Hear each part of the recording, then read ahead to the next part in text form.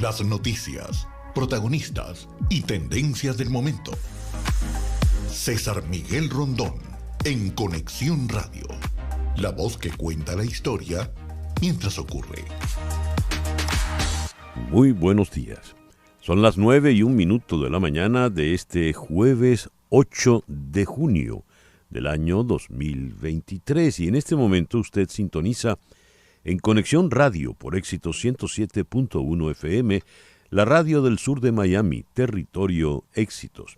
Usted también nos puede sintonizar en su teléfono celular con la aplicación Actualidad Media Group. Esta aplicación usted la descarga gratuitamente.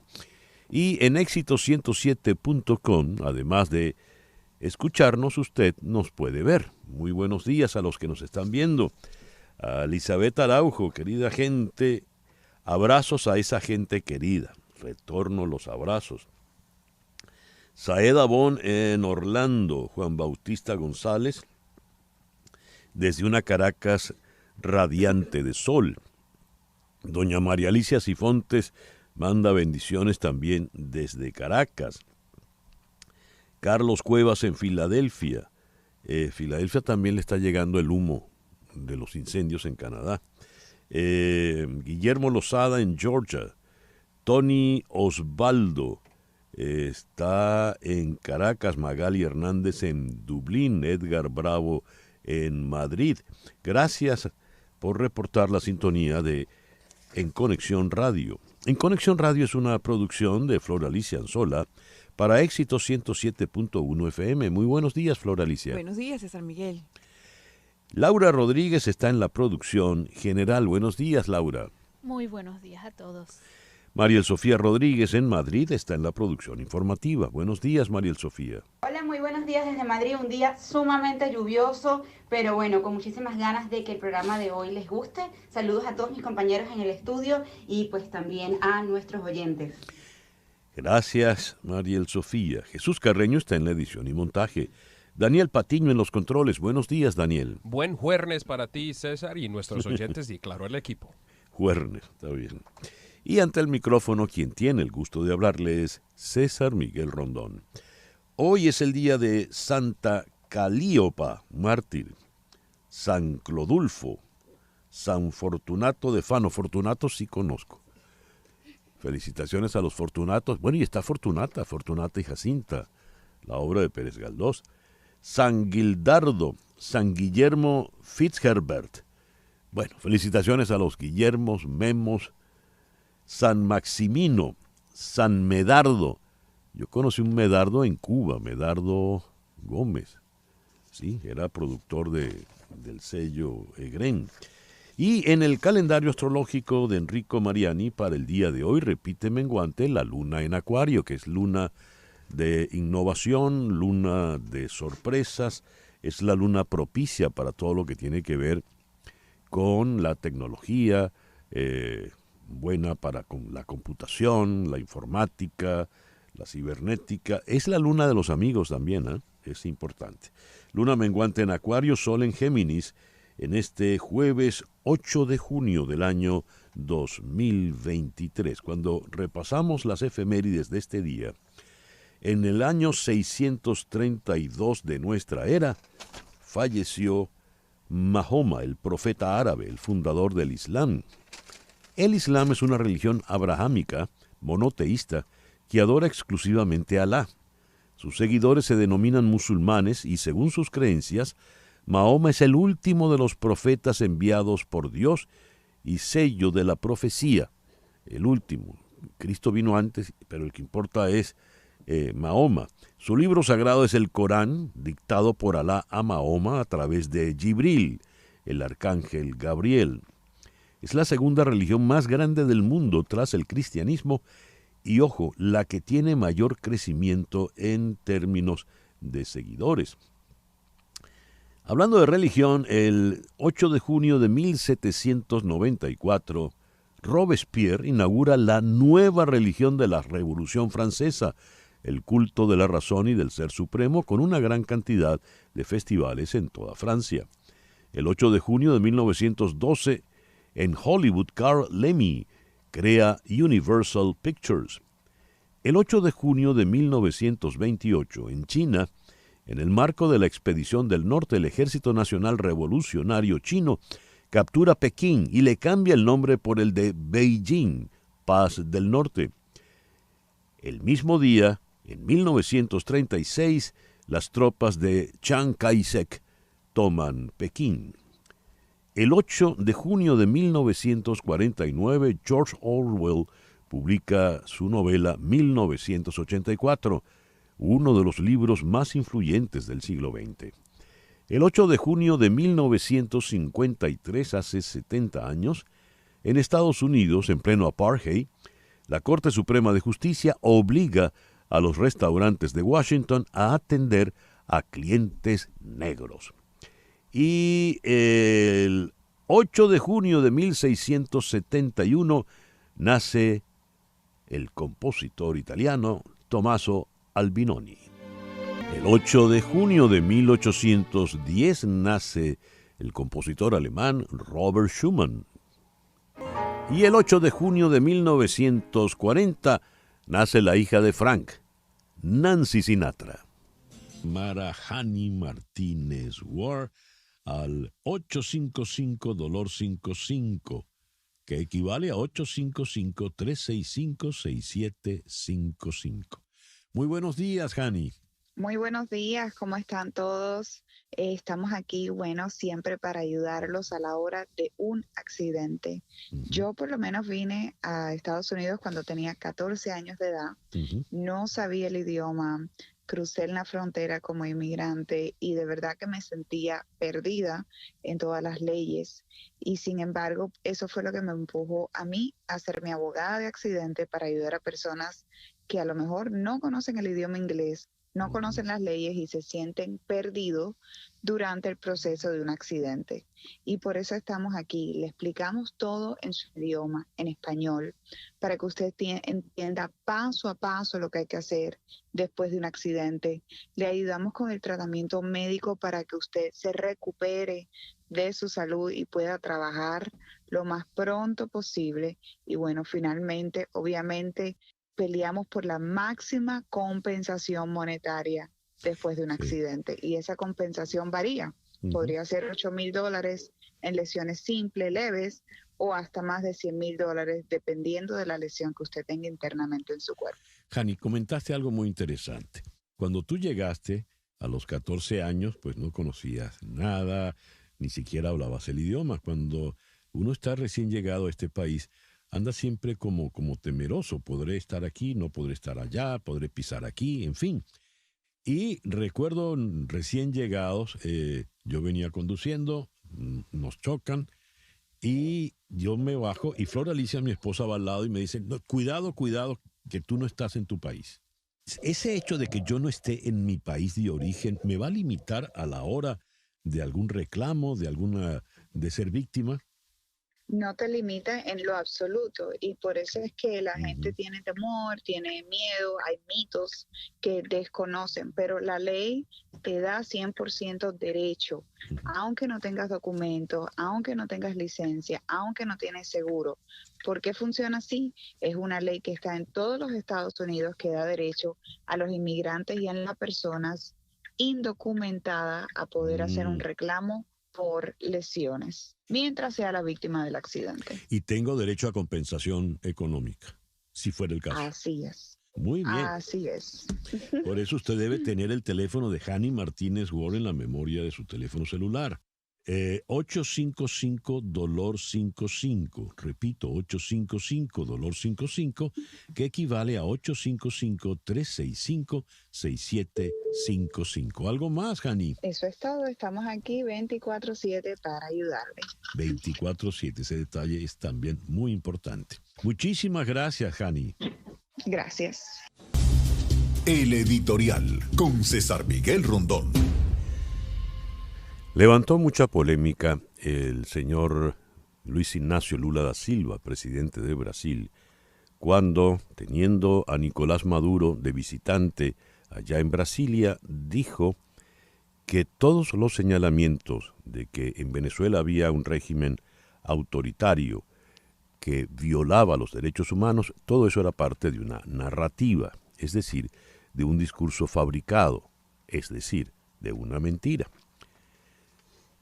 Recordemos, Gabriel Boric, presidente de Chile, le salió al paso, igual que Luis Lacalle Pou, el presidente del Uruguay. Pero una manera de desmentir tajantemente ese alegato de la narrativa a Lula da Silva es esto que viene desde la Corte Penal Internacional. El fiscal Karim Khan, el pasado 30 de marzo, desestimó los alegatos del gobierno de Maduro y se negó a la solicitud de detener el proceso de investigación al considerar que no existe justificación alguna para hacerlo, como pide insistentemente el Ejecutivo venezolano. El señor Maduro quería suspender la investigación de cómo se cometen los crímenes de lesa humanidad en Venezuela, y el señor Khan le dijo no puedo porque tengo suficientes evidencias para seguir adelante. Luego se levantan las solicitudes, los testimonios de las víctimas escriben a la Corte Penal dando sus testimonios y es una cantidad abrumadora, miles, los documentos que llegan ante el fiscal Khan. La situación es tal que, sin mayor aviso previo, el señor Karim Khan, británico, fiscal de la Corte Penal Internacional, está en Venezuela. Esta visita se produce poco después, como decía, de que más de 8.000 víctimas presentaran sus testimonios ante la Corte, que debe pronunciarse sobre la petición de Khan sobre continuar la investigación por la presunta comisión de crímenes de lesa humanidad cometidos durante la gestión de Maduro. Según los expertos, los conocedores del funcionamiento de la Corte Penal y conocedores de lo que el fiscal Khan tiene en sus manos, lo más probable, casi seguro, es que la Corte en pleno diga, sí, señor fiscal, continúe adelante con la investigación. De manera pues que el señor Lula queda al desnudo, no es una narrativa fabricada, y el señor Maduro pues queda en más problemas porque la Corte va a por él, como dirían los españoles. Son las 9:14 de la mañana. Noticias de Estados Unidos con César Miguel Rondón en Conexión Radio. Cuando el primer ministro británico Rishi Sunak se reunió con los líderes del Senado en el día de ayer, hubo un acuerdo abrumador de que Ucrania necesitará más asistencia militar este año. El único problema, los legisladores de Estados Unidos, con mucho el mayor contribuyente al esfuerzo de Ucrania para luchar contra una invasión rusa, no tienen idea de cómo se logrará. Actualmente no hay camino en el Congreso para un paquete de ayuda para Kiev, y el mensaje de los senadores a Sunak fue claro: las naciones europeas deben compartir una mayor parte de la carga. Es una situación terrible, ya que el ejército de Ucrania está al borde de una gran contraofensiva contra Rusia, una que podría determinar si Occidente continúa financiando a Kiev por completo. Hoy Sunak se reunirá con Joe Biden a las 11:30 de la mañana. Mike Pence y Chris Christie lanzaron sus campañas para la nominación presidencial republicana con ataques salvajes contra el favorito Donald Trump. El ex vicepresidente Pence dijo que su antiguo jefe nunca debería volver a ser presidente, por su respaldo a los disturbios del 6 de enero, mientras que Christie llamó a Trump un espejo solitario, egoísta, comparándolo con Voldemort. Pero Pence admitió que votaría por quien fuera nominado. Como consecuencia del acuerdo del techo de la deuda, el presidente Kevin McCarthy, presidente de la Cámara de Representantes, se enfrenta repentinamente a una nueva amenaza a su poder cuando los conservadores de extrema derecha, molestos, paralizaron la Cámara por segundo día, reviviendo su descontento por el compromiso alcanzado con el presidente Biden y exigiendo recortes de gastos más profundos en lo adelante. Según informes, el secretario de Estado Antony Blinken visitará China este mes. Los lazos entre Washington y Beijing se han desarrollado de manera desigual, luego de que un viaje anterior de Blinken se descarrilara por una crisis de globos de espías chinos. Los funcionarios de los dos países han sostenido conversaciones y los líderes empresariales de Estados Unidos están visitando China. Más recientemente, el director ejecutivo de Citigroup estuvo visitando China. Los funcionarios de defensa, sin embargo, no han hablado y sus Fuerzas Armadas han estado cerca en el último mes. Ambas partes parecen estar investigando si es posible construir una relación más funcional y predecible, donde ambos acepten la naturaleza inherentemente competitiva de las relaciones y trabajen para manejarla. Así escribió el académico chino Rin Haas y concluyó que ninguno cree que la relación se ha irremediablemente perdido. Lionel Messi, quizá el mejor jugador de fútbol de la historia, se unirá al equipo Inter Miami de la Major League Soccer. El fútbol de Estados Unidos tiene un historial de fichajes de superestrellas envejecidas. Pelé, el gran brasileño, se unió a la Liga de Fútbol de América del Norte en 1975, lo recuerdan, con el Cosmos. Otros, incluido el holandés Johan Cruyff, lo siguieron. La Liga del Norte colapsó, pero The Athletic señala que los grandes jugadores de fútbol estadounidenses de los últimos años crecieron viéndola. La Major League Soccer ganó popularidad cuando el inglés David Beckham se unió en 2007. A medida que crece la población latinoamericana de Estados Unidos, también crece la popularidad del fútbol, llamado aquí soccer. Beckham, ahora copropietario de Inter Miami, esperará que Messi, quien ganó la Copa Mundial Masculina con Argentina el año pasado, impulsará la Major League Soccer como lo hizo él. Y siguiendo con deportes, leo acá, con el hedor, esto viene de Nueva York, con el hedor del humo impregnando el Yankee Stadium y flotando a través de sus pasillos, Major League Baseball pospuso los juegos en Nueva York y Filadelfia anoche debido a la mala calidad del aire causada por los incendios forestales canadienses.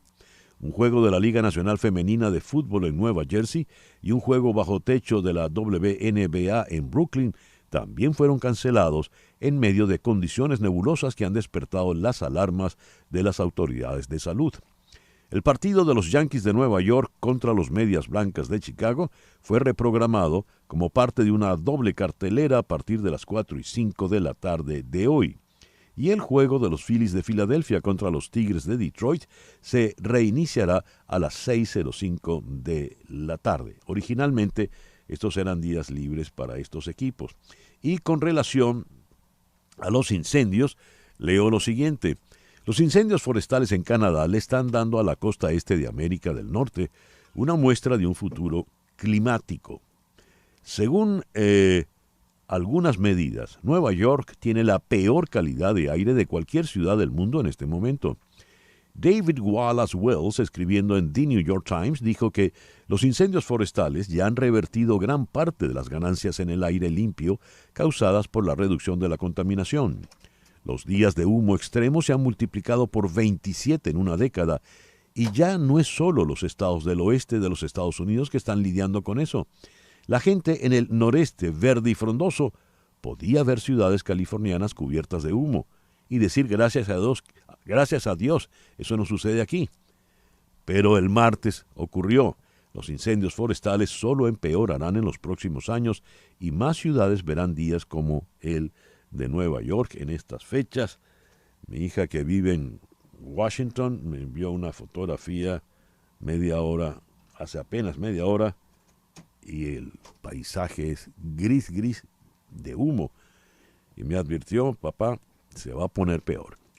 9:21 de la mañana, una pequeña pausa y ya regresamos con las noticias de Venezuela, América Latina y el mundo. Esto es En Conexión Radio, por Éxito 107.1 FM. Continuamos en breve con César Miguel Rondón, en Conexión Radio, por Éxitos 107.1 FM. Estamos en Conexión Radio con César Miguel Rondón. 9:25. Lo que ocurre en Venezuela con César Miguel Rondón en Conexión Radio. Mañana se realizarán elecciones en la Universidad Central de Venezuela. La Comisión Electoral informó a la comunidad ucebista que los preparativos están listos, que la totalidad de las boletas se imprimió y que por lo menos 22 máquinas se encuentran en funcionamiento. Incluso se realizó un simulacro de la totalización de votos el pasado 5 de junio. No obstante, los candidatos que asistieron al evento reportaron que este tuvo varios retrasos. Hasta ahora y luego de lo sucedido el 26 de mayo, la incertidumbre reina entre los ucebistas sobre cómo se llevará a cabo el proceso electoral. La Comisión Nacional de Primaria de la Oposición Venezolana precisó información sobre el funcionamiento de la aplicación web primariaexteriorve.com, mediante la que los venezolanos en el exterior, inscritos en el registro electoral que administra el Consejo Nacional Electoral, podrán actualizar sus datos para votar el 22 de octubre en cualquiera de las 81 ciudades seleccionadas en 31 países. La aplicación web está activa hasta el 7 de julio a las 11:59 de la noche, hora de Venezuela, para que los venezolanos en el exterior que cumplan con los requerimientos establecidos en el reglamento correspondiente se registren y actualicen sus datos. Los datos almacenados en la plataforma tendrán un tratamiento confidencial y servirán de forma exclusiva para facilitar la participación de los venezolanos en el exterior que cumplan con los requerimientos en la elección del 22 de octubre. El registro no sirve para el proceso electoral presidencial de 2024 que gestionará el Consejo Nacional Electoral. 9:27. Lo que pasa en Latinoamérica en Conexión Radio. Gustavo Petro, presidente de Colombia, arremetió contra los medios de comunicación, lanzó una dura advertencia a sus ministros y defendió a su modo las reformas que se tramitan en el Congreso. En lo que podría calificarse como el discurso más incendiario desde que es presidente de la República, Petro arremetió ayer contra los medios de comunicación, la Fiscalía General de la Nación, las firmas encuestadoras e incluso lanzó una clara advertencia a los integrantes de su gabinete, a quienes les dijo que los quiere alineados con su pensamiento, y palabras más, palabras menos, haciendo caso. Dijo: pueden allanar el palacio, pueden allanar si quieren el ejército, la policía actual, y no encontrarán una sola evidencia, de eso estoy absolutamente seguro, de que seamos un gobierno violador de los derechos. Fin de la cita. Petro afirmó que Francisco Barbosa, el fiscal general, estaría adoptando una conducta sediciosa al presuntamente invitar a las Fuerzas Armadas a no seguir sus órdenes como jefe de Estado. Escuchemos un fragmento de su discurso ayer. Nosotros no vamos a luchar con armas. Hoy las armas están al servicio del pueblo. Hoy no están contra el pueblo. Pero ustedes no nos dejen solos.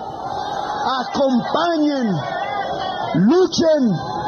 Llegó el momento de juntarnos. Si tenemos una pelea con el vecino o la vecina, calmémosla. Pero juntémonos, porque la marcha popular tiene un destino, tiene un objetivo concreto. Aquí los corruptos se van. Aquí los violentos se van. Colombia será de la paz, Colombia será de la justicia, Colombia será del pueblo trabajador, Colombia será una potencia mundial de la vida. Compromiso del gobierno y del pueblo. Aquí no hay intermediarios. Quienes quieran ganar plata con nosotros.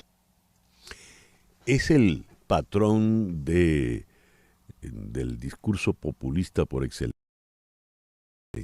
Habla, Colombia será potencia mundial de la paz, lo que eso quiera significar para el señor Petro. El detalle delicado es que él está llamando a la lucha. Y llama a la lucha diciendo que las armas las tiene el pueblo. Entendemos que todos los líderes populistas entienden pueblo es ellos. Cuando Petro dice el pueblo, como lo decía Chávez, está hablando de él. Una persona, no de un conglomerado. Y él entonces advierte que tiene las armas y llama a la lucha. Ahora, todo esto es porque en el Congreso decidieron suspender la discusión de sus propuestas reformas de ley. Y quienes lo suspenden son parlamentarios que de su propia coalición gubernamental, de izquierdas. De manera tal que esto no tiene nada que ver, en principio, con un asunto de corrupción o un asunto de conspiración de la derecha. Todo esto viene a raíz del escándalo de Benedetti.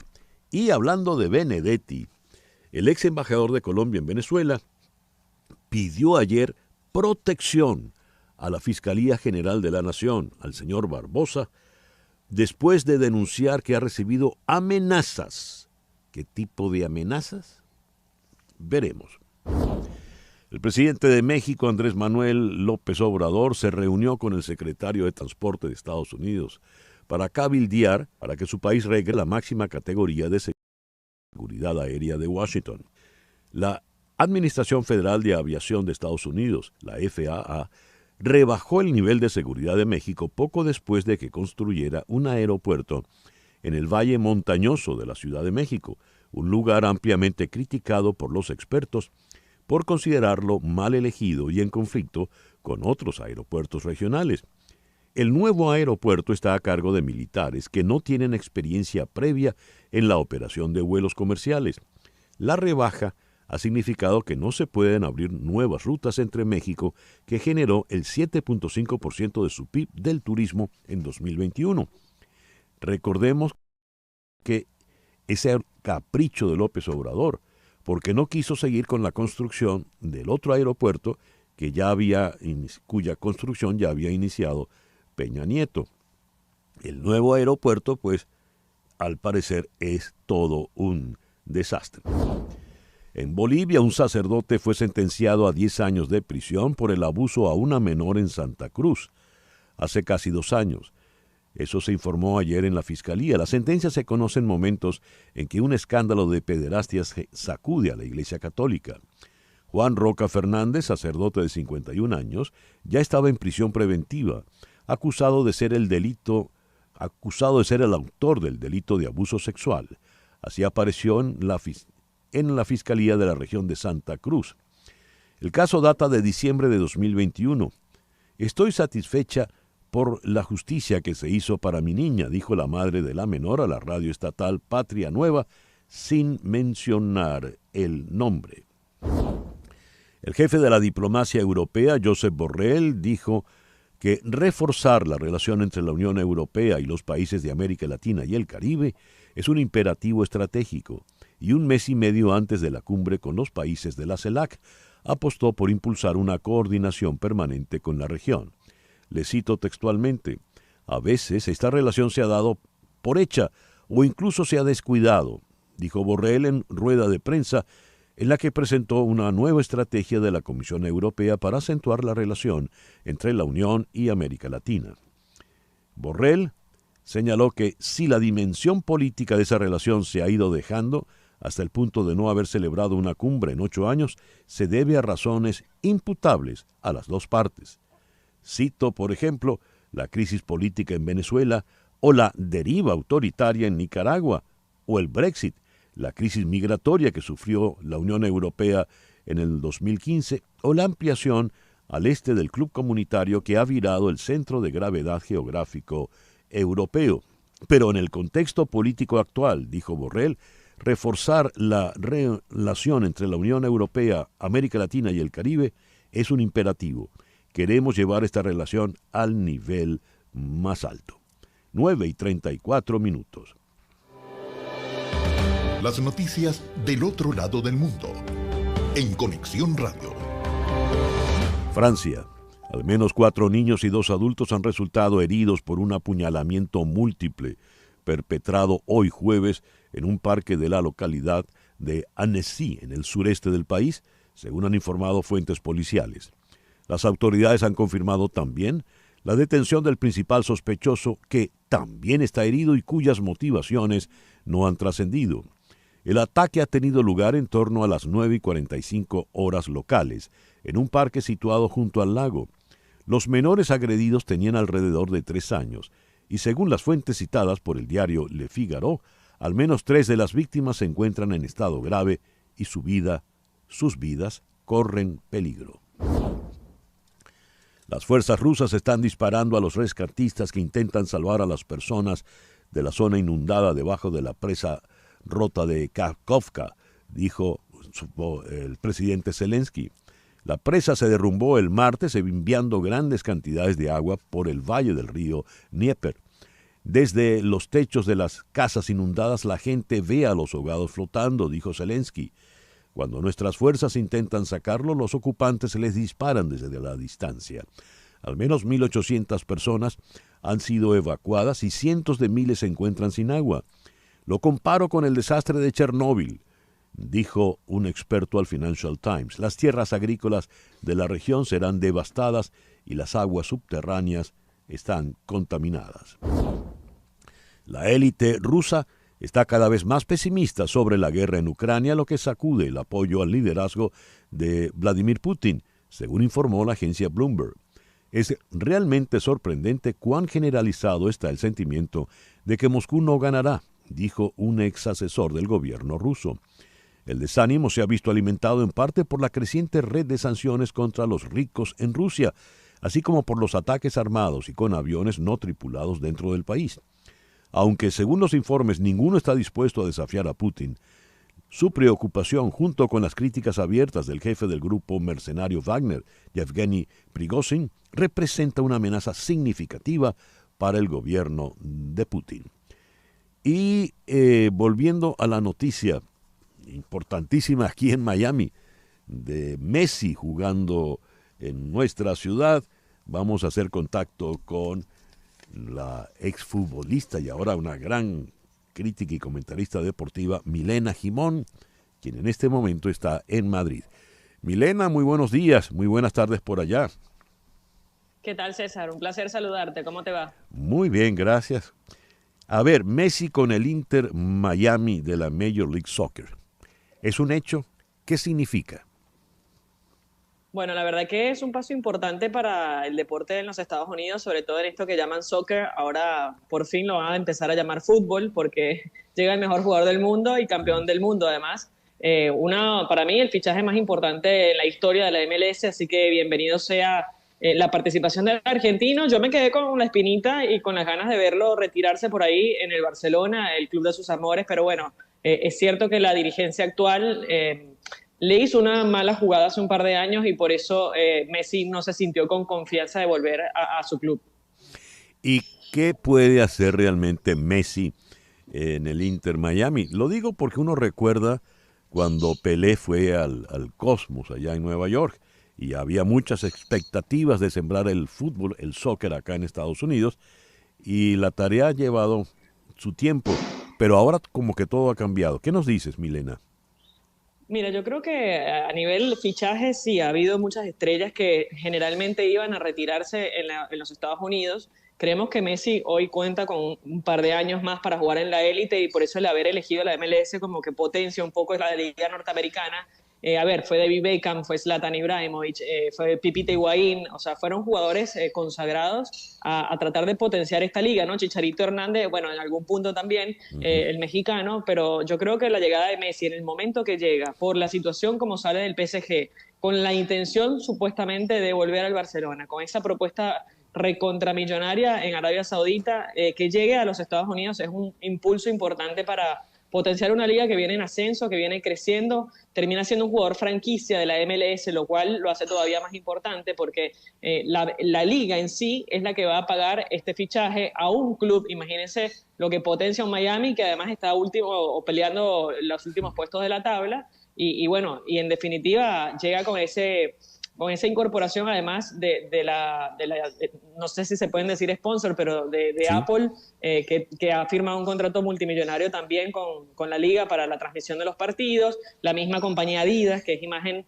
de Messi hace muchísimos años, también incorpora parte de su idea. Y a ver, lo que decimos es un jugador franquicia porque va a generar todos los ingresos que generen a partir de este fichaje, van a ir en porcentaje a Lionel Messi. Así de importante es lo que significa la llegada de este jugador a suelo norteamericano, considerando además que el año que viene hay Copa América, que va a participar también parte de los Estados Unidos, y además después viene el Mundial de Canadá, Estados Unidos y México, lo cual hace un ciclo perfecto para el argentino. Perfecto. Milena, muchísimas gracias por atendernos en el día de hoy. Gracias a ustedes y estamos en contacto. Un abrazo. Gracias. Milena Gimón fue una muy destacada futbolista de la Vinotinto femenina y en la actualidad es una muy destacada comentarista deportiva. Nos habló en este momento desde Madrid. A propósito de Messi, ayer vimos una fotografía, se pasó por la Latina. Esa arepera venezolana estuvo allí, saludó y lo vimos comiéndose un cachito de jamón. Sonreía mucho, de manera tal de que le gustó. 9:41 de la mañana, una pequeña pausa y ya regresamos con nuestro foro en el día de hoy. Hashtag Ortega contra la Iglesia. Las relaciones de la dictadura nicaragüense con la Iglesia Católica, con el episcopado y los sacerdotes es cada día más tensa y severa. Ha declarado Ortega prácticamente a la Iglesia Católica su enemiga.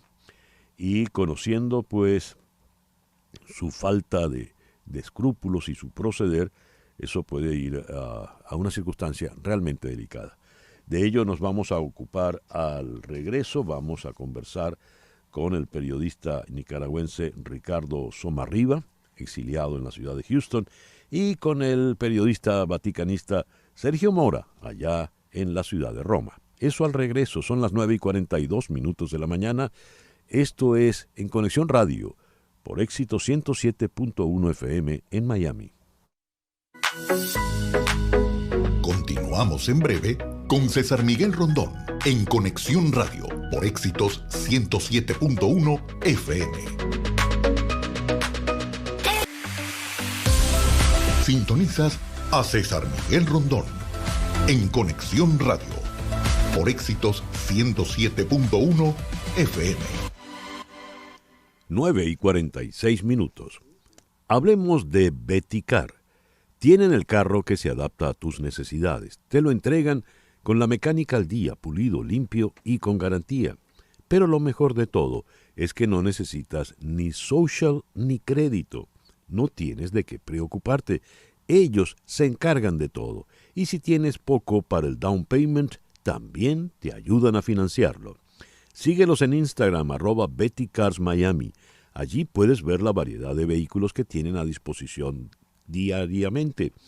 Llama al 786-470-9490. Repito, 786-470-9490. Beticar, tu dealer de confianza. Bien, son las 9:47 de la mañana. Leo este despacho de la agencia EFE desde Ginebra. El gobierno de Nicaragua enfrenta a la Iglesia sin reparos. La Oficina de Derechos Humanos de Naciones Unidas denuncia que al menos 63 personas fueron detenidas de forma arbitraria en el mes de mayo en Nicaragua, una muestra de que el régimen de Daniel Ortega continúa silenciando cualquier voz crítica o disidente en el país y usando el sistema judicial a tal fin. En un solo día, el pasado 3 de mayo, 55 personas fueron acusadas de los delitos de menoscabo de la integridad nacional y propagación de noticias falsas, usados con frecuencia para silenciar a los críticos con el gobierno, añadió en rueda de prensa la portavoz de la Oficina de Naciones Unidas para los Derechos Humanos, Marta Hurtado. Entre estos detenidos hay activistas de derechos humanos, miembros de la oposición, periodistas y personas ligadas a la Iglesia Católica.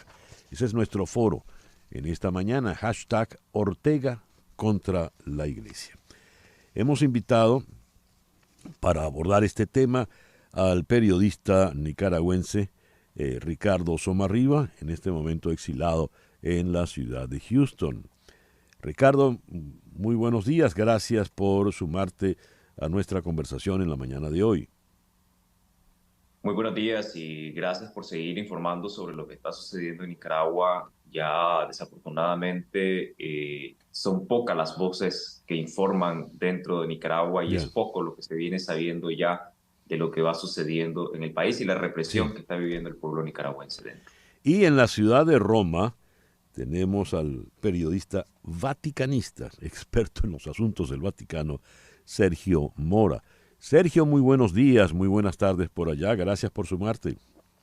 Gracias, César. Es un gusto como siempre hablar de estos temas, sobre todo un tema tan tremendo como el que se está viviendo en Nicaragua, la situación de la iglesia, aunque me hubiera gustado, cuando me dijeron que había un periodista nicaragüense, yo tenía la ilusión de que pudiera ser un periodista que pudiera intentar de alguna manera explicar, o sea, que fuera pro Ortega, pudiera explicar lo que está pasando, porque realmente es algo que raya en lo alucinante, en lo fantástico, en la novela.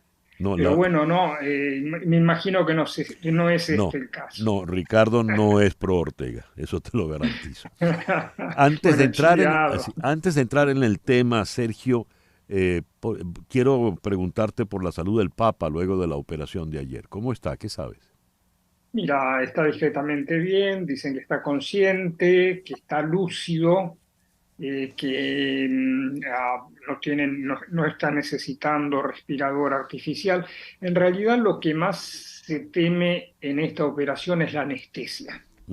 En uno de los vuelos el Papa dijo que le habían sugerido de operarse de la rodilla y que él había dicho que no porque en la operación anterior, en el estómago, en el colon, después de la operación había sufrido mucho por la anestesia. Y entonces, si no quería sufrir la anestesia por la rodilla, tampoco seguramente querrá sufrirlo por esta operación, pero no había otra solución. Digamos, están dando bien el posoperatorio, probablemente tendrá que quedarse unos 10 días en el hospital hasta que le den de alta, pero digamos bien. Bueno, buenas noticias. Vayamos entonces al foro. Vamos a comenzar con Ricardo Somarriba. Ricardo, leo lo siguiente. La policía de Nicaragua inició una investigación en varias diócesis católicas por supuesto lavado de dinero, al presuntamente manejar de forma ilegal fondos y recursos de cuentas bancarias de opositores condenados. Las pesquisas llevaron al hallazgo de centenares de miles de dólares escondidos en bolsas ubicadas en instalaciones pertenecientes a diócesis del país, según el comunicado oficial de la Policía Nacional de Nicaragua. ¿Qué hay detrás de esto? ¿Hasta dónde podemos creer lo de las bolsas de dinero? Y es cierto que son dineros de las iglesias, si existen, o de los opositores condenados. ¿Qué sabes de esto, Ricardo? Bueno, en el 2018, para iniciar y explicar un poco sobre unos fondos manejados por parte de una organización no gubernamental, antes del 2018, una organización brindó una ayuda, que en este caso sería Cáritas de Nicaragua, Cáritas Internacional, brindó una ayuda a la Iglesia Católica de Nicaragua para la construcción de la diócesis de Estelí. Posteriormente, en el año 2018, esos fondos pues, fueron cancelados y se dirigieron precisamente para el apoyo a las diócesis que estaban sufriendo los embates pues, del COVID-19, del tema de la pandemia del COVID-19 y mantener algunas de las diócesis todavía estables. Posteriormente, una parte de ese dinero se utilizó y otra parte fue enviada precisamente a las cuentas de la Conferencia Episcopal de Nicaragua. el delito en Nicaragua y el Código Penal de Nicaragua estipula que un lavado de dinero es cuando se obtienen recursos económicos de manera o que proceden de instituciones o de organizaciones ilícitas. En este caso, no se podría hablar de un lavado de dinero cuando el dinero o los recursos económicos proceden precisamente de una organización legalmente estable y que se transfieren a otra organización legalmente instituida en Nicaragua. ¿Cuál es el caso de Cáritas Internacional y el caso de la Conferencia Episcopal de Nicaragua, que ambas cumplen con los requisitos establecidos para trabajar en Nicaragua o para tener una organización? El tema del dinero hasta el momento también apegado al Código Procesal Penal de Nicaragua. Este dice de que cuando se obtienen evidencias tienen que ser mostradas ante la Fiscalía y ante la población. Estas evidencias no han sido presentadas hasta el momento, solamente se basan según los hallazgos que ellos encontraron. Pero hablando un poco de la policía y de los hallazgos que ellos fabrican, porque son temas, información o evidencias fabricadas. Recuerdo que en el 2018, luego del asesinato de uno de los menores de edad por parte de paramilitares y agentes de la policía de Nicaragua en medio de la represión y el estallido social, Daniel Ortega, la Policía Nacional a favor de Daniel Ortega publicó un comunicado de prensa luego del asesinato de este menor de edad. Y junto al comunicado de prensa, ellos adjuntaron la evidencia de que la muerte del menor de 2 años había sido producto de un suicidio. Dios. Entonces en ese momento la población comenzó y los medios de comunicación empezamos a criticar y a precisamente a hablar sobre este tema, porque era una evidencia que ellos mismos habían fabricado. Un menor de 2 años, diciendo ellos de que había fallecido a causa de un suicidio, y posteriormente salió la policía pues a desmentir y a decir de que no había sido una nota de prensa de ellos cuando ya los medios de comunicación oficialistas habían publicado. Horrible eso que acabas de narrar, Ricardo. Bueno, tenemos una idea de lo que hace el régimen, la dictadura nicaragüense. Ahora, ¿por qué el enfrentamiento contra la Iglesia Católica? Ortega ha asumido pues que el Papa, la Iglesia, es su enemigo. ¿Cómo se ve esto en el Vaticano? ¿Cómo se puede interpretar? ¿Qué dice el Vaticano al respecto? Le pregunto a Sergio Mora en Roma. Mira, el Vaticano en realidad no es que se ha preocupado oficialmente tanto, en el sentido de que el Vaticano trata o sea, si el ataque viene de China o viene de Estados Unidos, un poco más de preocupación se tendría. Al ser un país pequeño, el que se opone al Vaticano, digamos que un Estado que tiene relaciones con todo el mundo y con países que son incluso muy enemigos de la fe, como es el caso de China, donde hay persecución religiosa, es claro que no, digamos, no le hacen ella al Vaticano. A quien sufre esto es la propia Nicaragua. O sea, ellos mismos se están haciendo mal. Cuando tú sabes que con el Vaticano hubo primero una expulsión del nuncio apostólico. O sea, de un día para otro dijeron el nuncio apostólico non è gradito, o sea, y lo echaron. Después mandaron a cerrar la sede diplomática y el Vaticano dijo, aclararon en la página Vatican News, no es un corte de relaciones diplomáticas, es un cierre de sede diplomática, siendo que el Vaticano, ellos mismos ahí comentan, trata de mantener con todos los países buenas relaciones, lo que no significa que uno esté de acuerdo o menos, ¿no? O sea, yo creo que es un autogol lo que Ortega hizo con el Vaticano y sí, o sea, no hay mucho que se pueda, digamos, justificar, ¿no?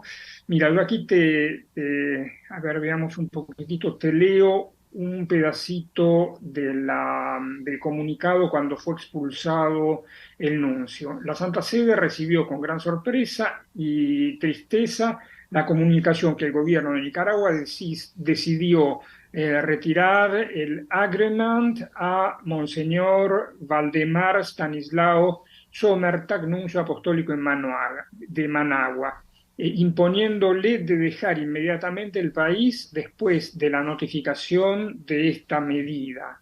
Esta medida es incomprensible porque en su misión este monseñor, este nuncio, ha trabajado a favor del pueblo, de la iglesia nicaragüense, etcétera, etcétera, etcétera.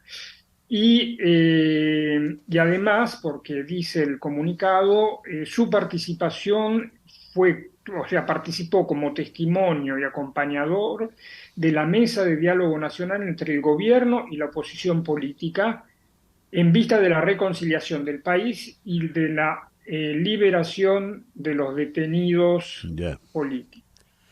Bueno, eso es el comunicado oficial del Vaticano. Tengo una pregunta.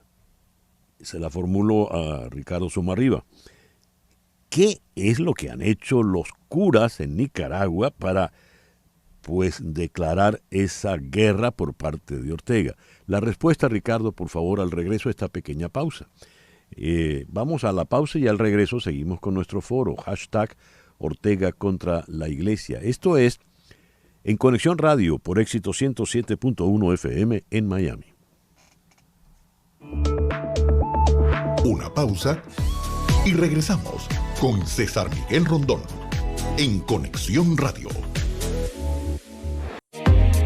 César Miguel Rondón está en Conexión Radio por Éxito 107.1 FM. 10:03 de la mañana. Contratar los servicios de un abogado de inmigración es un asunto serio. Establecerse en Estados Unidos requiere de trámites que debes realizar con abogados con mucha experiencia y conocimiento. Los abogados de Canero Fadul Immigration, especialistas en visas de inmigración laboral, familiar y humanitarias, entre otras, suman más de 55 años de experiencia, asesorando desde la solicitud de la visa hasta la obtención de la residencia y posterior ciudadanía. Su equipo de trabajo está comprometido con los inmigrantes para lograr las soluciones que se están buscando y que necesitan.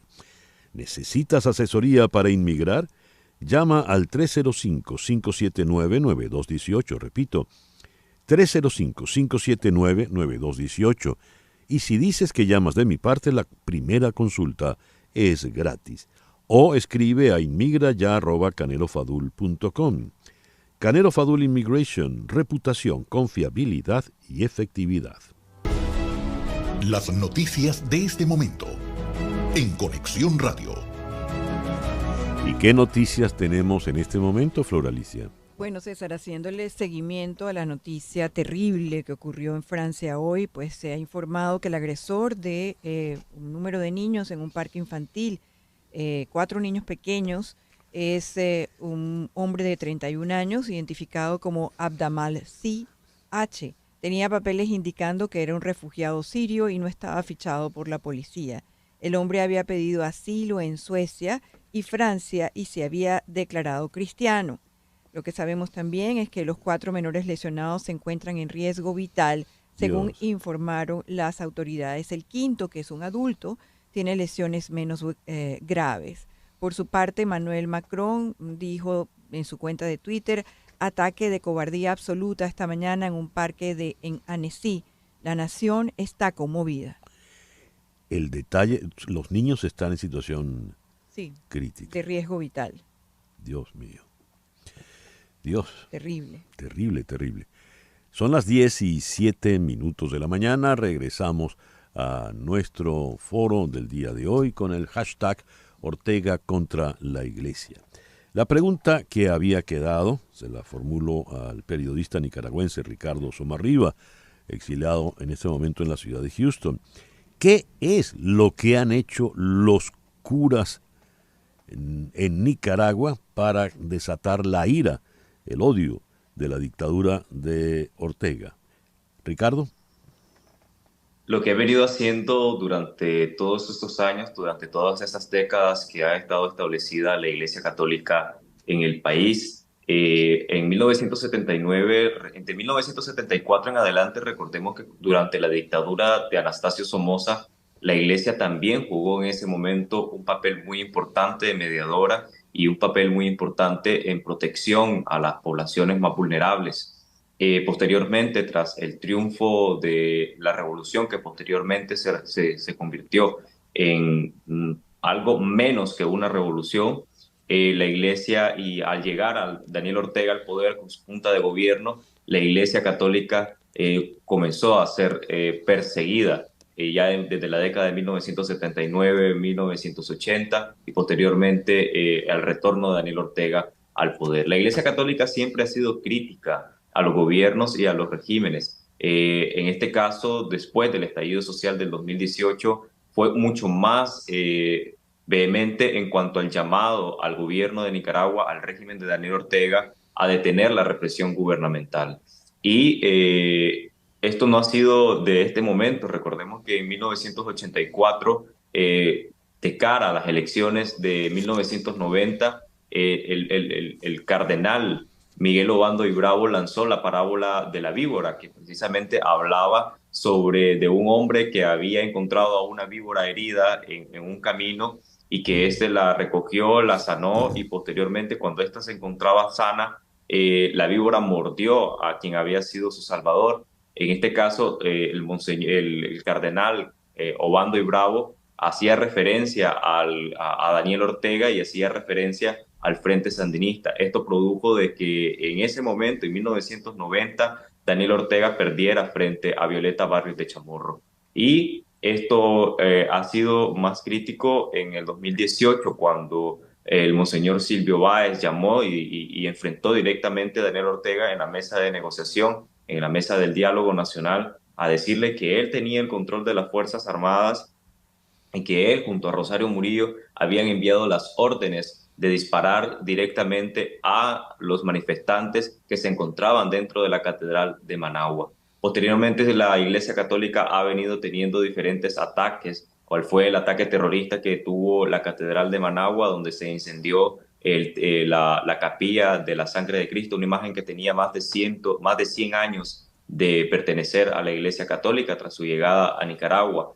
Y hoy por hoy la Iglesia Católica, desafortunadamente, con el encarcelamiento del Monseñor Rolando Álvarez y el encarcelamiento de más de 20 sacerdotes críticos en contra de Daniel Ortega, ya ha tomado más una postura como más pasiva frente a lo que está ocurriendo en contra de la Iglesia Católica en Nicaragua. El monseñor Leopoldo Brenes, quien es el cardenal que está a cargo de la conferencia episcopal, en las últimas declaraciones, después de que se le acusó de lavado de dinero, lo único que dijo fue que hay que tener paciencia y hay que buscar cómo encontrarnos todos y buscar la paz de Nicaragua, cuando anteriormente había sido crítico a las posturas y a las acciones de Daniel Ortega. Hoy por hoy, la Iglesia Católica en Nicaragua, la conferencia episcopal, ha tomado un papel menos beligerante y menos crítico, menos frontal a Daniel Ortega en cuanto a lo que está ocurriendo en las diferentes parroquias, que hablamos de saqueo, hablamos de incursión de la policía, de secuestro de sacerdotes, de secuestro de seminaristas, de robos de equipos e incluso el desmantelamiento de diferentes radios, emisoras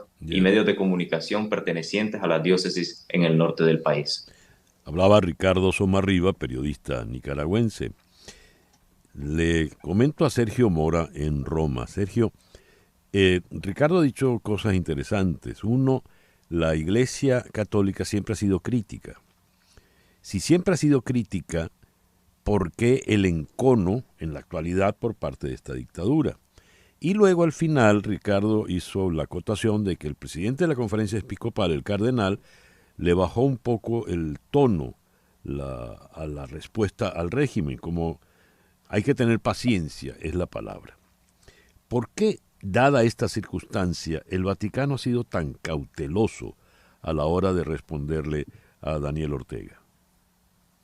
Entonces, primero, digamos, si fuera un problema solo contra la Iglesia y el Vaticano, uno podría decir, bueno, hay un problema de fondo que de hecho hay. Pero no nos olvidemos que o sea, desde hace 5 años esta parte, ha habido 355 muertos en las manifestaciones de las personas contra el gobierno. Han encarcelado a 1.841 opositores. 47 aún siguen en prisión, 2 de los cuales murieron allí. 222 fueron deportados. 77 religiosos fueron obligados a abandonar el país, incluso el arzobispo Báez, como decía nuestro colega recién, e incluso personas que estaban muy cerca del régimen. No nos olvidemos, por ejemplo, que el premio Nobel, perdón, el escritor nicaragüense Sergio Ramírez, el literato, es una de las 317 personas a quienes le han quitado la ciudadanía, han echado a la Cáritas, han echado a la Cruz Roja. O sea, esto aquí parece más un delirio. O sea, que hace acordar a esos gobiernos paranoicos que temen de todo, y basta que cualquier persona, porque, bueno, sí, entre los católicos habrá quienes apoyan, quienes no apoyan, y en la misma iglesia podrá haber o podrá no haber. Pero esto aquí parece que es una especie del gobierno contra todos. Entonces, en este cuadro, o sea, sí, la iglesia pudo haber hecho alguna, pero es la locura, o sea, es la locura. Entonces, el Vaticano, entonces yo distinguiría dos cosas. Una es la iglesia en Nicaragua.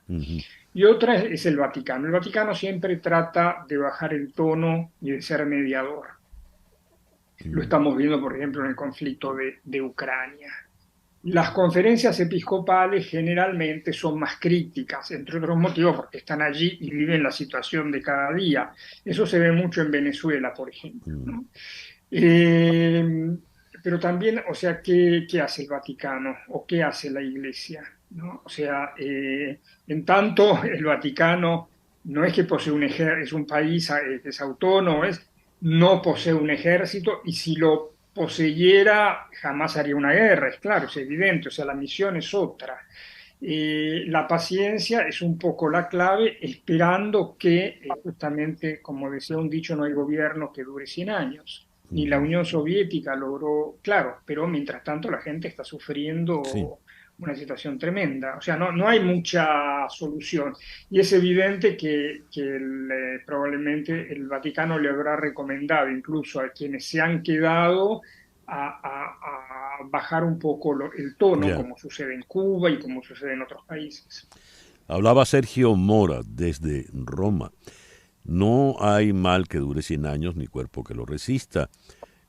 Sergio le cambió un poco el tono y dijo no hay gobierno, dictadura en este caso, que dure 100 años. Con relación a eso, Ricardo, ¿cuáles son las expectativas?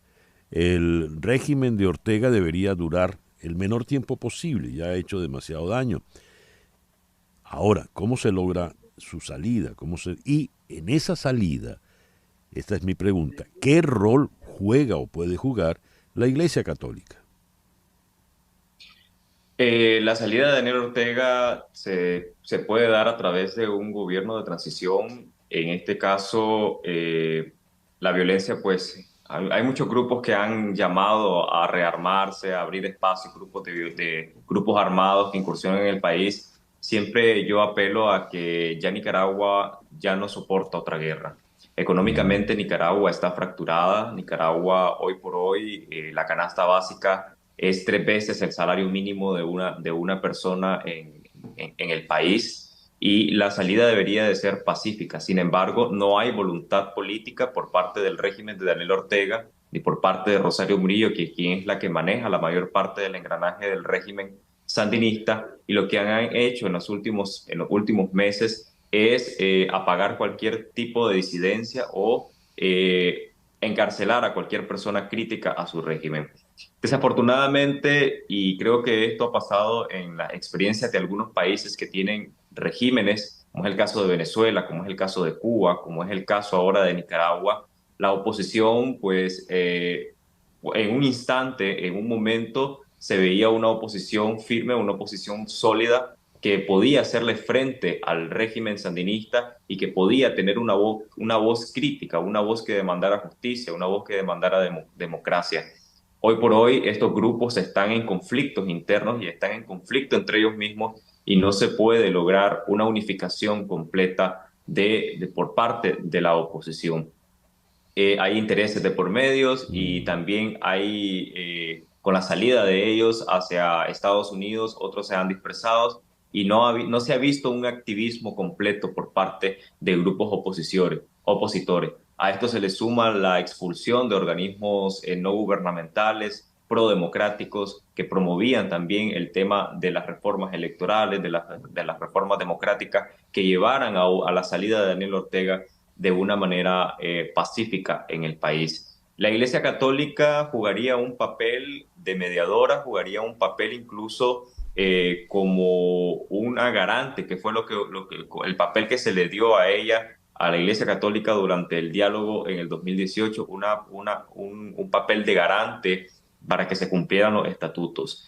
Desafortunadamente no se avisora una pronta salida de Daniel Ortega.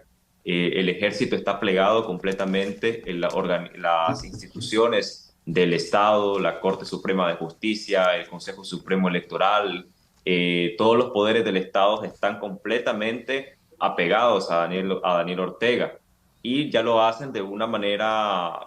En el 2018 todavía disimulaban un poco que estaba siendo controlada por Daniel Ortega.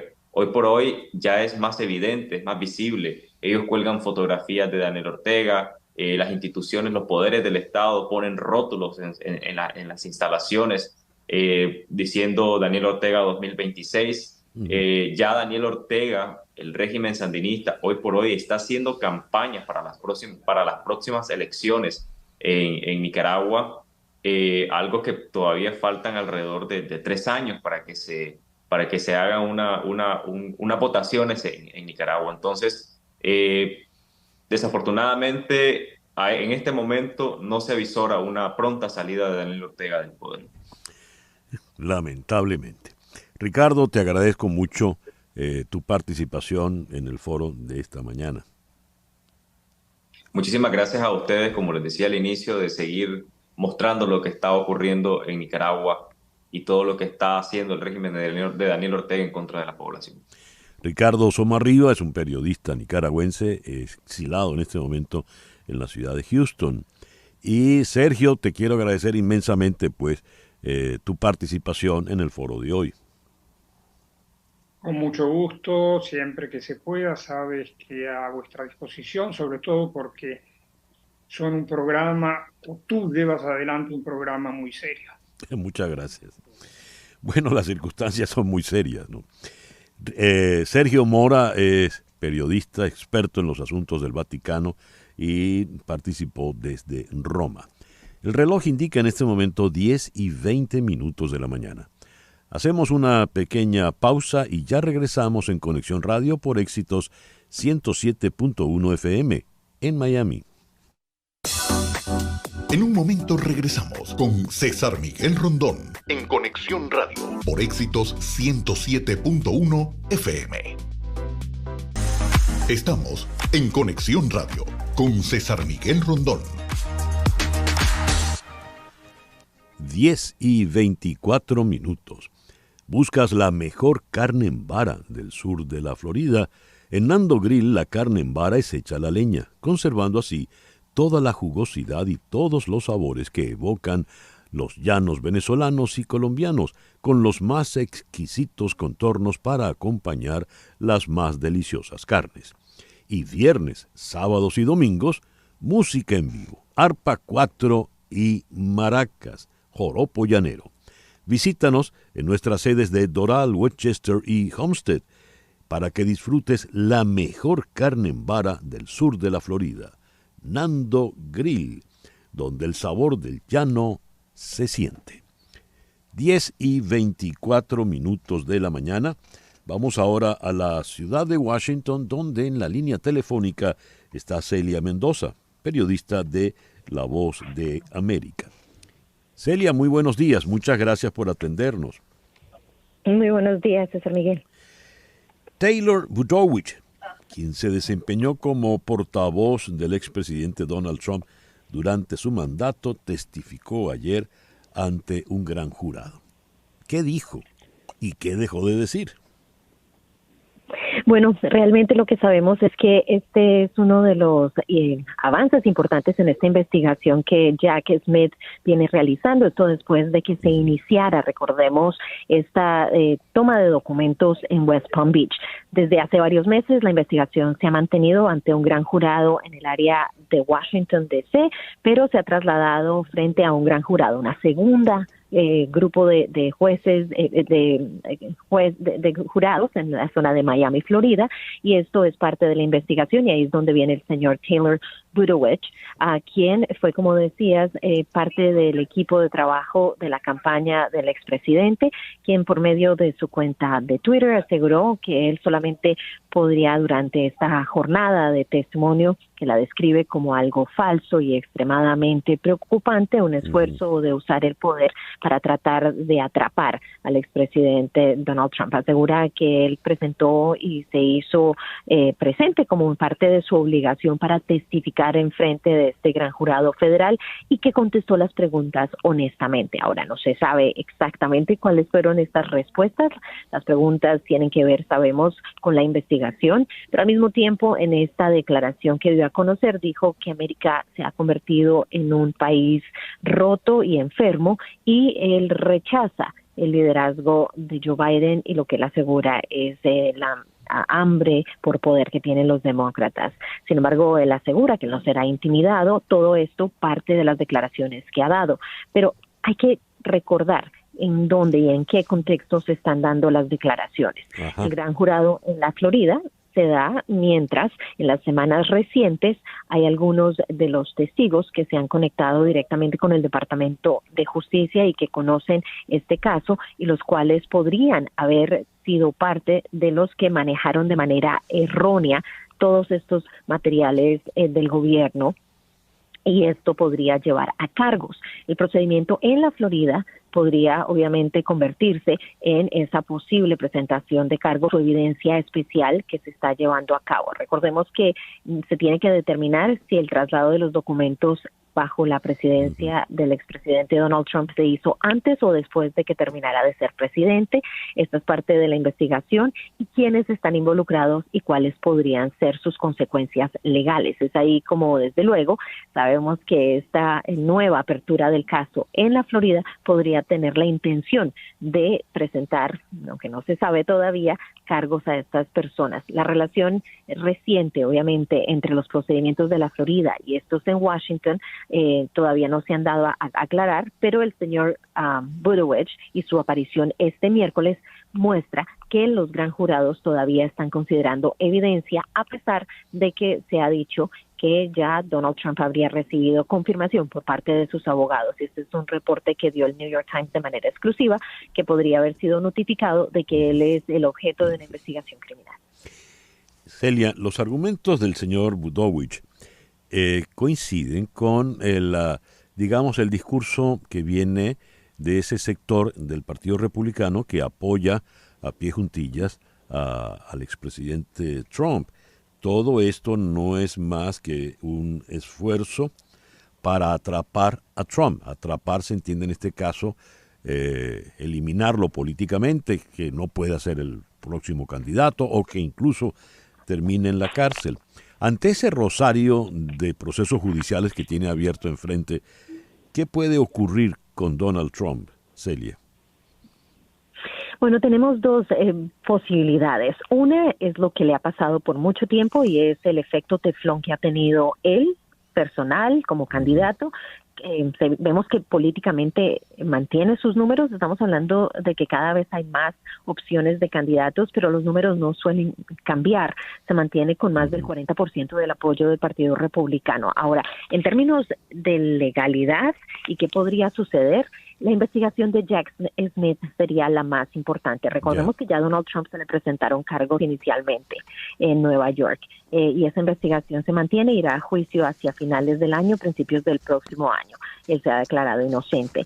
Pero lo que podría suceder es que Donald Trump en este caso en particular, debido a la evidencia, podría inclusive enfrentar cargos criminales dentro de 2 distritos, ya sea Nueva York, no solamente Nueva York, pero aquí en Washington D.C., o se podría tratar, y esto es algo que podría estar considerando la Fiscalía, de si se abrirían los casos en la Florida, lo que podría llevar a que sean más creíbles, en especial para la base republicana.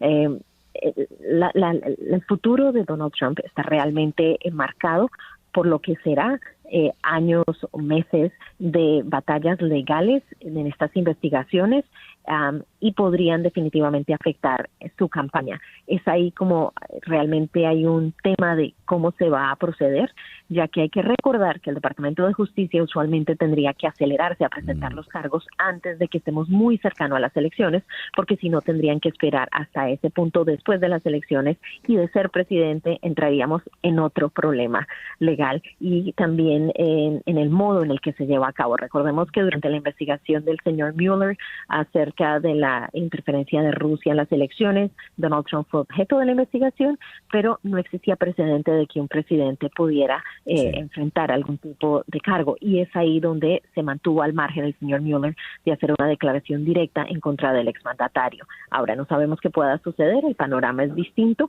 pero estos podrían ser cargos importantes y podrían descarrilar su posibilidad de convertirse no solamente en presidente, pero inclusive en el nominado por el partido, a pesar de que por ahora pareciera que él sería la persona. Ya. Celia, muchísimas gracias por toda esta información que nos has dado en esta mañana. Gracias a ti. Celia Mendoza, de La Voz de América, desde la ciudad de Washington. 10:32 de la mañana. Ahora hago contacto nada menos que con la doctora Michelle Canero, abogada de inmigración de Canero Fadul Immigration. Michelle, muy buenos días. Gracias por atendernos. No, gracias a ti. Michelle, leo acá sobre un programa de inversionistas inmigrantes. ¿Qué programa es este? Estamos hablando de la EB5. Es un proceso de residencia a través de inversión. ¿Y qué tipo de inversión debo hacer? Bueno, hay dos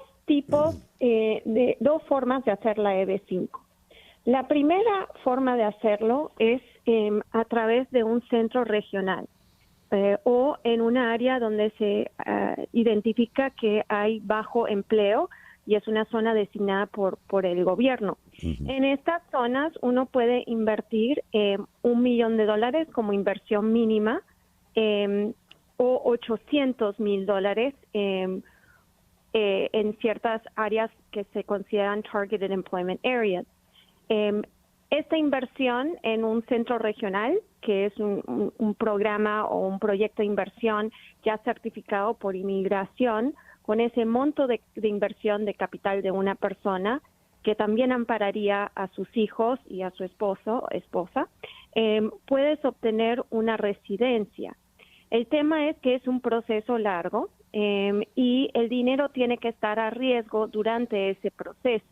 A riesgo significa que no hay garantías de retorno de inversión y en realidad en muchos de estos proyectos la gente puede perder la inversión. Y si el proyecto no se da, también hay riesgo, obviamente, de que no logre la residencia.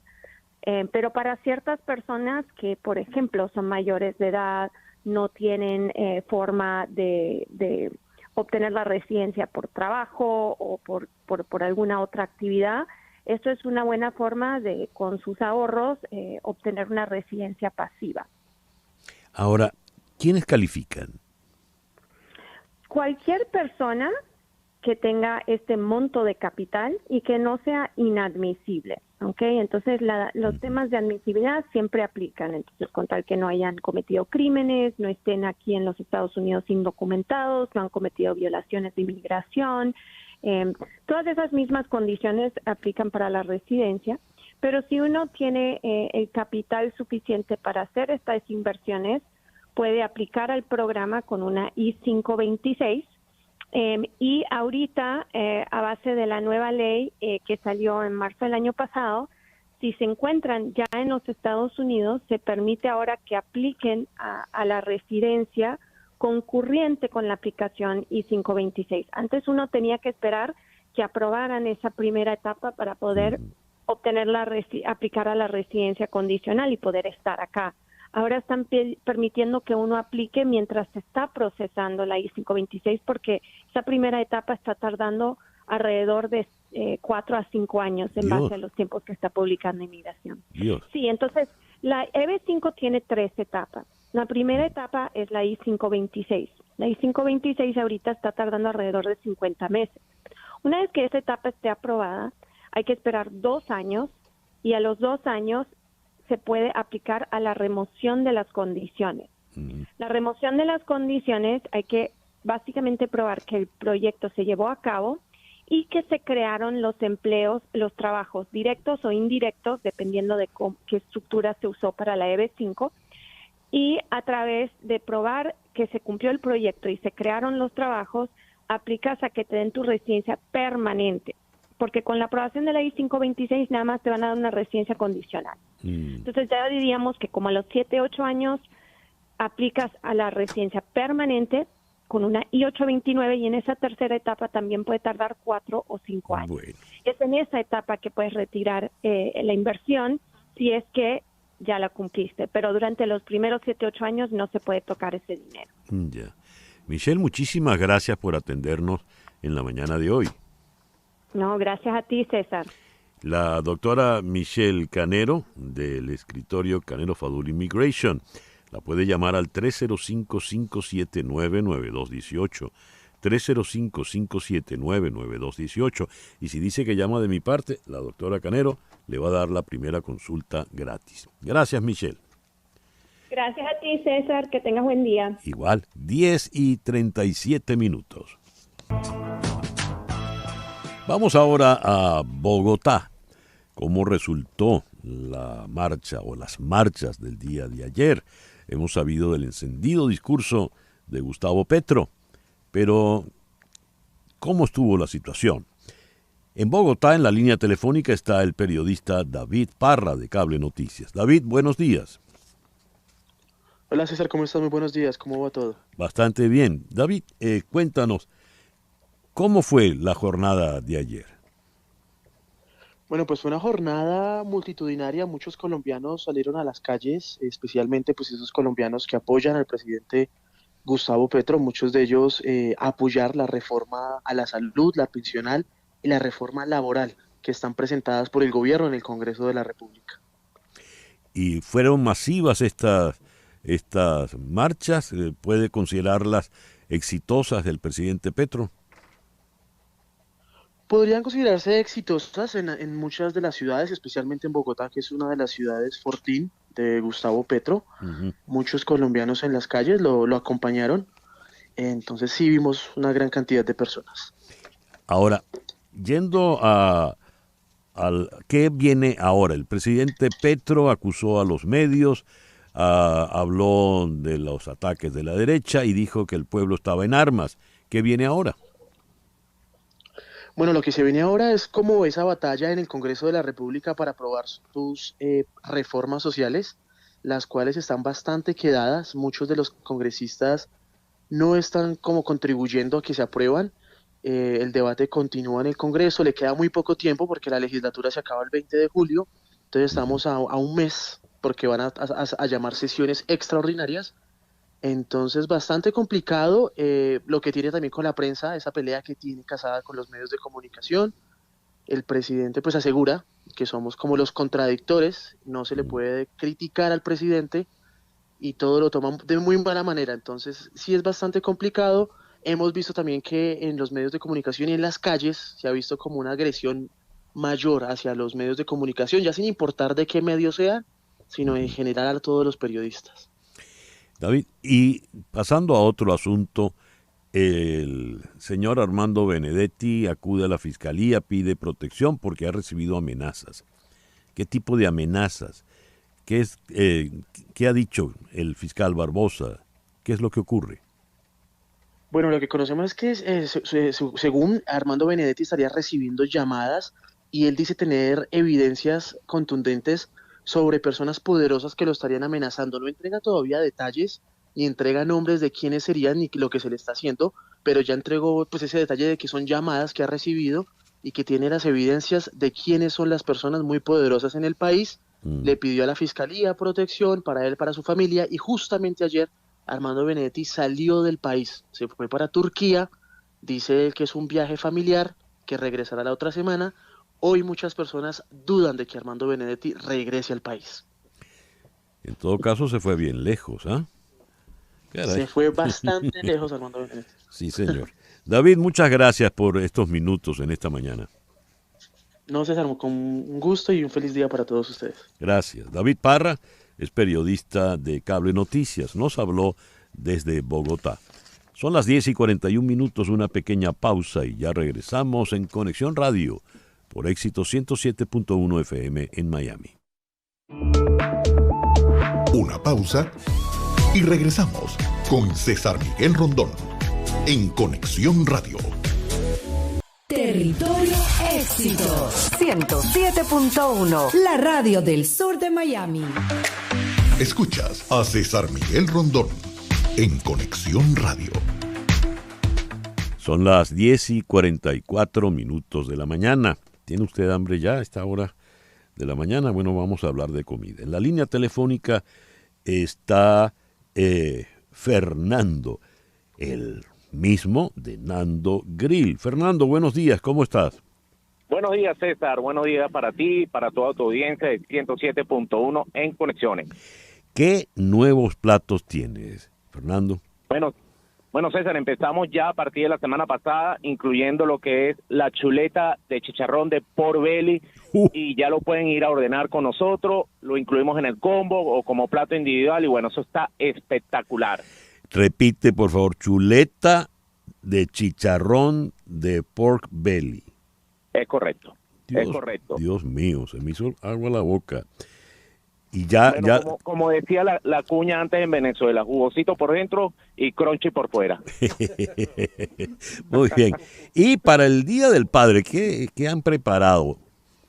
Mira, vamos a tener un show súper espectacular. Vamos a traer a Belkis Martínez, la dama de las 1000 voces, que va a estar con nosotros.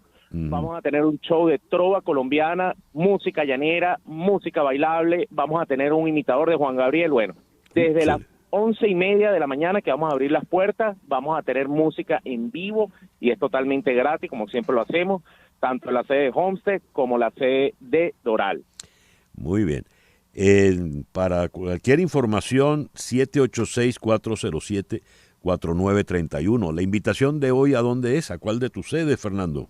Hoy estamos abiertos en Doral y en Westchester a partir de las 5 de la tarde con nuestro menú variado y bueno, que pueden disfrutar con nosotros. Y la chuleta de chicharrón. Muy bien. Es correcto. Bueno, Fernando Grill de Nando 786... No, Fernando Grill. Fernando de Nando Grill. Perdón, Fernando. Bueno, Grill no es mi apellido, pero también lo podemos hacer. Bueno, muy bien. 786-407-4931. 786-407-4931. Muchísimas gracias, Fernando. Feliz tarde, feliz mañana. Derek Trucks, ese guitarrista que escuchamos ahí al fondo, un virtuoso realmente, sobre todo en el blues rock. Allí está al fondo con Allman Brothers, donde él se inició. Luego creció, se casó con la bluesista y rockera Susan Tedeschi y de allí salió Tedeschi Trucks Band. Son las 10:48 de la mañana. Vamos ahora a la ciudad de Londres. Allí está Samuel Burke. Samuel es el presentador del podcast Suddenly Family de CNN y jefe editorial de Real Vision. Samuel, buenos días, buenas tardes por allá. Muy buenos días para ti, qué bueno estar contigo de nuevo, aunque no nos veamos tal vez por estas gafas de realidad mixta por el momento, tal vez en la próxima ocasión. Muy bien, estas gafas o lentes Vision Pro de Apple, ¿en qué consisten, Samuel? Bueno, sobre todo hay que decir lo que es la realidad mixta, porque ni es realidad virtual ni es realidad aumentada, son las dos cosas. Es decir, que cuando te pones estos lentes, ves lo que está ahí enfrente de ti en realidad, además ves algo por arriba y por encima de esas imágenes. Entonces es una experiencia y todos que han probado estos lentes dicen que es una experiencia fuera de este mundo. Y lo que más dicen es que es algo familiar, porque todos estamos muy acostumbrados a usar el sistema de Apple y lo que ves ahí es el sistema operativo de Apple. A ver, yo veo lo que tengo enfrente entonces, más el sistema operativo de Apple. ¿Que se necesita más allá? Es la pregunta, me imagino. Sí, exactamente. Sí. Bueno, es una experiencia más allá, porque sientes que estás en medio de todo. Cuando tienes la pantalla que tienes ahí enfrente de ti, nada más ves eso ahí enfrente, pero no te sientes como si estuvieras metido, digamos, en ese ambiente, y es la gran diferencia, que cuando estás ahí sientes que estás en medio de todo, que estás ahí en la fotografía que te mandó el nieto, el video que te mandó tu hijo, estás ahí, o así te sientes. Ay, es la gran diferencia. Qué bien, qué maravilla. ¿Y ya están a disposición? ¿Ya se pueden adquirir? No, hay muchas cosas aquí interesantes por parte de Apple. Número uno, no están disponibles hasta 2024, el año que viene. Qué mes, qué día, no sabemos, pero lo que sí sabemos es el precio. Y eso es lo que más llama la atención. Más de $3,000, $3,500, y ya sabes, para fuera de Estados Unidos eso quiere decir mucho más. Entonces $4,000, $5,000 tal vez en América Latina, y con ese precio no es accesible para muchas personas, pero es el principio. Este es el primer punto para Apple. Y lo que han hecho es un dispositivo mucho más ligero que los demás. He probado un montón de estas gafas, César Miguel, y después de 15 minutos te duele la cabeza o el cuello porque pesan tanto. Aquí pesan mucho menos, y cuando algo pesa menos en la industria de la tecnología, el precio sube mucho por un periodo. Baja el peso, pero sube el peso del bolsillo, ¿no? A lo que hay que pagar. Samuel, muchas gracias por estos minutos en el programa de hoy.